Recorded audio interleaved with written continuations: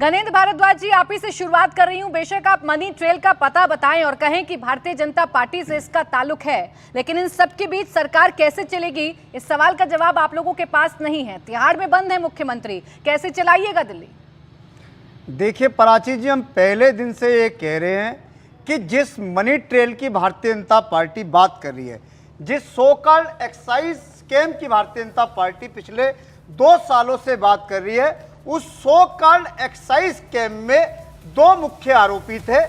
एक का नाम था शरद रेड्डी, जिसको भारतीय जनता पार्टी की ईडी कह रही थी कि ये साउथ लॉबी को रिप्रेजेंट करता है और ये इस घोटाले का मास्टरमाइंड है, किंग पिन है।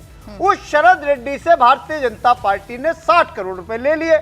हम भारतीय जनता पार्टी वालों से सवाल पूछ रहे हैं कि 60 करोड़ रुपए आपने 2 साल पहले लिए, लेकिन 60 करोड़ रुपए लेने के बाद आपकी जिम्मेदारी बनती थी कि आपको सीबीआई को, ईडी को और इनकम टैक्स को बताना था कि यह शरद रेड्डी जो सो कॉल्ड एक्साइज स्कैम का एक आरोपी है, इससे हमने 60 करोड़ रुपए लिए। और पिछले 16 दिन से यह मामला मीडिया के सामने आ गया, देश के सामने आ गया, लेकिन आज तक सीबीआई, ईडी, इनकम टैक्स ने जाके भारतीय जनता पार्टी के राष्ट्रीय अध्यक्ष से पूछताछ नहीं करी। इससे पता चलता है कि ईडी सिर्फ एक तरफा चल रही है।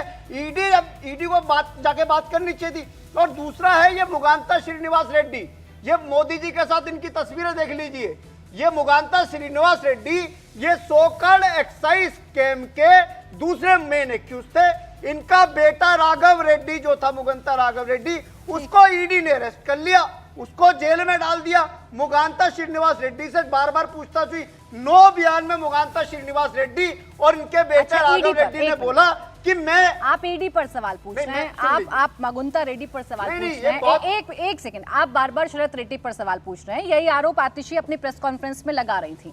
इन आरोपों का जवाब तो बीजेपी को देना है। आपको मुझे इतना बताना है कि आपने क्या रणनीति बनाई है। देश की जनता को तो बताएंगे ना, दिल्ली की जनता को तो बताएंगे ना, जिसने आपको इतना मैंडेट दिया है कि आप जेल में बैठे बैठे सरकार कैसे चलाइएगा? प्राची जी, मैं दोनों में, क्योंकि जहां से शुरुआत हुई, मेरे को आपको बताना जरूरत था कि 2 मेन एक्यूज मुगांता श्रीनिवास रेड्डी और शरद रेड्डी, इनके बीजेपी से क्या रिलेशन है ये बताना लोगों को जरूरी है। कि शरद रेड्डी से 60 करोड़ रुपए का चंदा लिया, उसे परमानेंट बेल दिलवा दी ईडी से, और मुगांता श्रीनिवास रेड्डी को इन्होंने सरकारी गवाह बनाया अरविंद केजरीवाल के खिलाफ, और आज उसको भारतीय जनता पार्टी चुनाव लड़वा रही है। ये देश के लोगों को पता होना चाहिए। दूसरा, आपने बोला कि सरकार कैसे चलेगी। सरकार तो चल रही है, सरकार तो ईडी की कस्टडी से भी चल रही थी, और देश का संविधान ये कहता है, देश का कानून ये कहता है कि आरोपों पे कभी इस्तीफे नहीं होते। कन्विक्शन अगर होगी तो उसके बाद तय होगा। ये देश का संविधान और कानून कहता है। जो संवैधानिक और कानूनी प्रक्रिया है, ये देश का संविधान और ये देश का कानून क्या उस वक्त नहीं था जब अरविंद केजरीवाल आंदोलन किया करते थे, जब अरविंद केजरीवाल रामलीला मैदान से हुंकार भरा करते थे?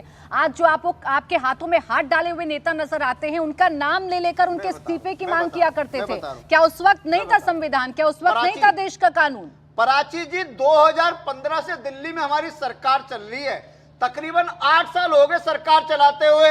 8 साल में हमारे 52 विधायकों पे इन्होंने रेड करवा दी, इनकम टैक्स की, सीबीआई की, ईडी की, दिल्ली पुलिस की। अगर इनके कहने पे इस्तीफे होते अब तक तो हमारी सरकार चली जाती।